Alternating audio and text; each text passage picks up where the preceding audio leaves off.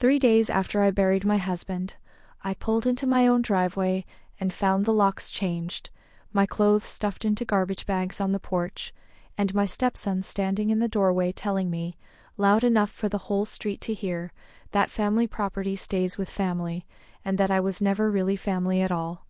I stood there in the same driveway I'd pulled into every single day for 16 years, the same crack in the pavement I always meant to have fixed, holding a key that no longer opened anything, and I understood in that exact moment that grief was going to have to wait its turn. I remember the specific details of that afternoon with a clarity grief usually strips away from everything else. The garbage bags were the good kind, the thick contractor bags, 3 of them lined up neatly against the porch railing like Curtis had taken some care in packing them, which somehow made it worse rather than better. My reading glasses were sitting on top of one bag, the lenses catching the afternoon light. A neighbor's curtain shifted 2 houses down, someone clearly watching without wanting to be seen watching. Welcome to Sweet Payback Stories. Tonight's story begins on a porch with garbage bags full of someone's entire married life, and ends with a family finally learning the difference between what they assumed and what was actually legally true. My name is Renata Sokolov. I'm 44 years old, and I'm a veterinarian, the kind of work that teaches you, whether you want the lesson or not, to read what a body is actually telling you instead of what you expect it to say. I want you to hold on to that particular instinct, because it's exactly what carried me through the weeks that followed that driveway, weeks where almost nothing was what it first appeared to be. I met my husband David 16 years ago, both of us already carrying full lives by the time we found each other, me, freshly out of veterinary school and drowning in loans, him a widower, raising 3 teenagers on his own, after losing his first wife to cancer years earlier. We met, of all places, in the waiting room of an emergency vet clinic, where I was doing my residency, him bringing in the family's aging Labrador at midnight, exhausted and scared in the specific way people get when they're worried about losing one more thing after already losing so much. His youngest, Curtis, was 17 when David and I married, old enough to remember his mother clearly, young enough that our arrival in his life landed somewhere between an intrusion and an inconvenience he never fully worked through. I understood that, even then, watching him at our small backyard wedding, arms crossed the entire ceremony, present but not quite participating. I never expected him to call me anything warmer than my first name, and for most of 16 years, that arrangement worked well, enough for both of us to coexist at holidays without much friction. David and I built our life together in that house, the 2 of us buying it 8 years into our marriage, a modest colonial on a quiet street that I loved from the moment we walked through it during the open house. I want to be precise about something here, because it matters enormously for everything that happened afterward.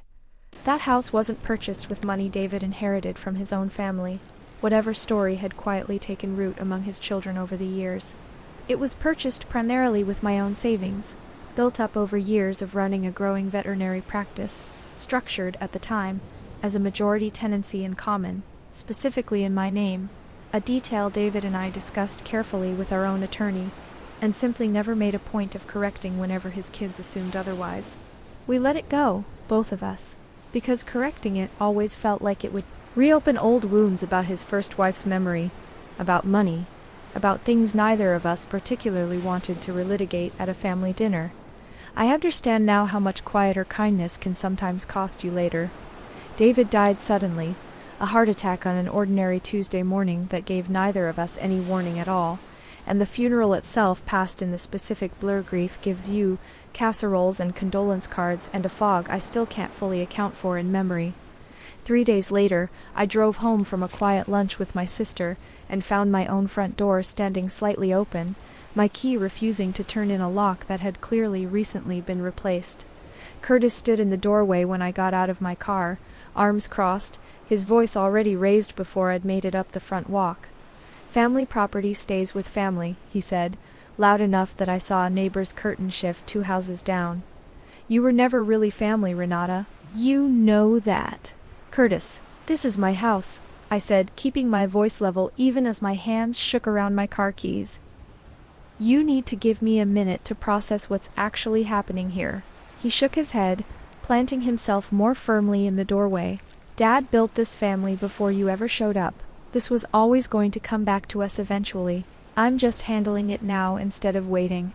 I asked him, as calmly as I could manage, whether he'd actually seen the deed to this house, whether he knew, factually, whose name was actually on it.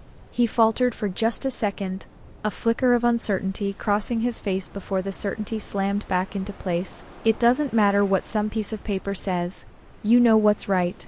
I stood there holding a key that no longer meant anything, and I felt, underneath the shock, something colder and more useful start to settle in. He'd never once, in that entire declaration, mentioned having actually seen a deed. His certainty came entirely from a story he told himself for years about how the house must have passed down, not from anything he'd ever actually read. I didn't argue with him on that porch. I got back in my car, drove to my sister's house, and spent that first night on her pull-out couch, staring at the ceiling, running through exactly what I actually knew to be true, rather than what Curtis believed to be true. Those I understood clearly even in my exhausted state were about to become two very different things. I called our family attorney, a careful, steady man named Marcus, who'd handled David's and my estate planning for years. First thing the next morning, he pulled the deed within the hour and confirmed exactly what I remembered. Majority tenancy in common, in my name, recorded correctly, unambiguously, the year we'd purchased the house.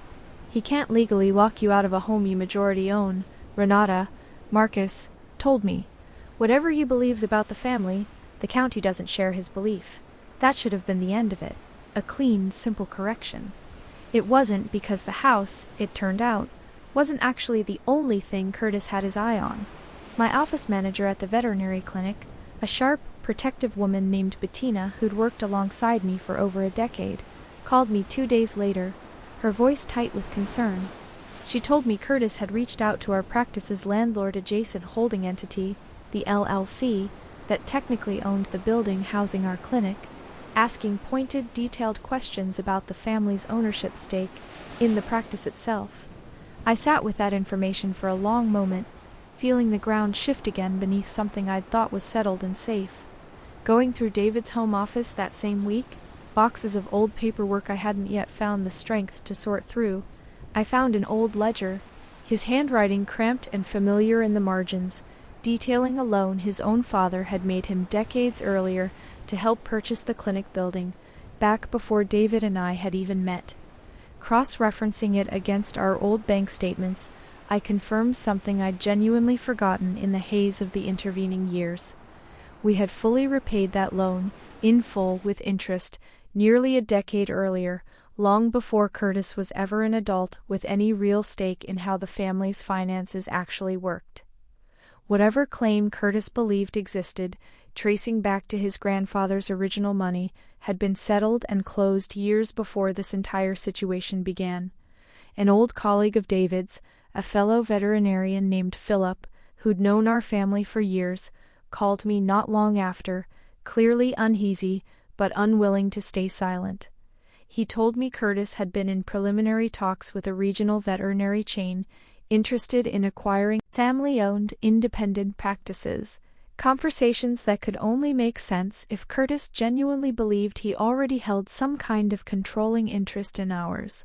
I thanked Philip for telling me, hung up the phone and sat very still in my kitchen for a long time, understanding that this had moved well beyond a grieving stepson's misguided assumption about a house. Marcus, reviewing our clinic's LLC filings at my request, found the piece that finally explained everything clearly.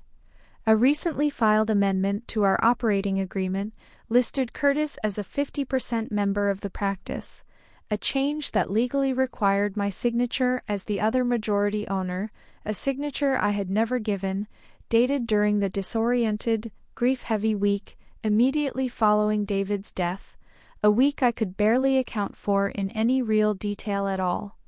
I compared that signature, sitting at my own kitchen table with a stack of veterinary charts I'd signed over, years of practice spread out beside it, and the difference, once I looked closely, was unmistakable. Close enough to pass a quick glance. Not close enough to be mine. What had started as a painful misunderstanding about a house had become, in the space of 2 weeks, documented fraud. Word of what Curtis had been telling vendors, that he was taking over the practice, spread quietly through our small clinic staff, and within days, 3 of my longest-serving veterinary technicians reached out to me directly, unprompted, making clear, gently but firmly, that they had no intention of working under Curtis's ownership regardless of what any paperwork might eventually claim. Their loyalty steadied something in me that had been badly shaken since that afternoon on the porch. I learned why Curtis needed this so badly through a conversation with his older sister Danielle, who called me in tears, horrified at what her brother had done when she finally had understood the details. I found out through a friend of a friend, Renata, not from him, she said, her voice thick. I called him immediately, and he just started crying on the phone, telling me everything, the investment that went bad, how much he owed, how scared he'd been for months. Curtis had been under serious financial strain for over a year, she told me, a failed personal investment, leaving him deeply, quietly in debt, a burden he'd apparently been too proud to admit to anyone in the family until it had metastasized into this. It didn't excuse what he'd done. It explained the specific, desperate shape of it. Danielle told me something else that mattered enormously. She and her brother Wesley had known nothing about any of this, the locks, the forged amendment, none of it, until she'd started asking Curtis pointed questions herself, after hearing second-hand rumors around town. "Wesley wants to call you himself," she said. "He's furious. We both are. This isn't who our dad raised us to be, whatever Curtis is telling himself right now to make it feel okay." Curtis had acted entirely alone, and both of his siblings, once they understood the full scope of what he'd done, immediately and completely distanced themselves from his version of events. Marcus explained to me that Curtis's unilateral lockout, given my documented majority ownership of the house, actually constituted an unlawful eviction, a separate legal exposure entirely apart from the fraudulent LLC amendment, layering real legal jeopardy on top of what Curtis had probably assumed was a bold but ultimately manageable gamble. Rather than a long grinding court battle, the combination of my clear majority ownership documentation and the forged signature evidence allowed Marcus to move for an expedited resolution, restoring both my home access and my clinic ownership within a matter of weeks rather than the months I'd braced myself for. I finally spoke with Curtis directly, once the legal process was well underway, meeting him at a coffee shop rather than either of our homes, both of us aware, I think, that neutral ground was the only ground either of us could stand on right then. He looked smaller than he had on that porch, tired in a way that had nothing to do with the coffee cup he kept turning without drinking from.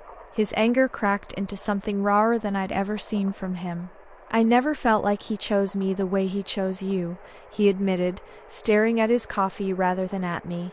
"You got the version of him that was already healed, already past the worst of losing Mom. I got the version that was still falling apart, and then he built this whole new life, and it felt like proof he'd rather start over than keep dealing with what was broken in us." I sat with that for a long moment before answering. "Curtis, he never stopped being your father. Not for one single day." He shook his head slowly, not quite believing me, or not yet ready to. I understood, hearing all of it, that some part of this had never really been about a house or a clinic at all. It had been about a wound that existed long before David ever met me, a child who never fully believed he'd been enough on his own. I didn't pursue every consequence I had grounds to pursue. I required only that Curtis formally withdraw the fraudulent amendment, repay a modest sum toward the legal costs his actions had caused, and step back entirely from any further involvement in the practice. Correction, not maximum punishment. I kept my home and my clinic both fully secured under my own name now, with clean, unambiguous documentation that leaves no more room for anyone's old assumptions to quietly take root again. When it cost her something with her own brother, has deepened into something real, something built on honesty instead of inherited assumption, the exact kind of family David, in his own quiet way, always hoped his blended family might eventually find. I think about that porch sometimes, the garbage bags, the key that no longer fit, a young man so certain of a story that had never actually been true. I don't think about it with the same sharp devastation anymore. I think about it as the moment I learned that grief and vigilance can exist in the same body at the same time, that you can be shattered and still, somehow, exactly clear-eyed about what belongs to you. If someone has ever tried to hand you a story about your own life more confidently than they ever bothered to check the facts, I hope this reminds you that certainty was never the same thing as truth. I'd love to hear your thoughts on this one in the comments, and if you believe patience and quiet documentation can protect what's actually yours, even in the middle of the worst grief of your life, stay close, because Sweet Payback Stories has another one waiting for you very soon.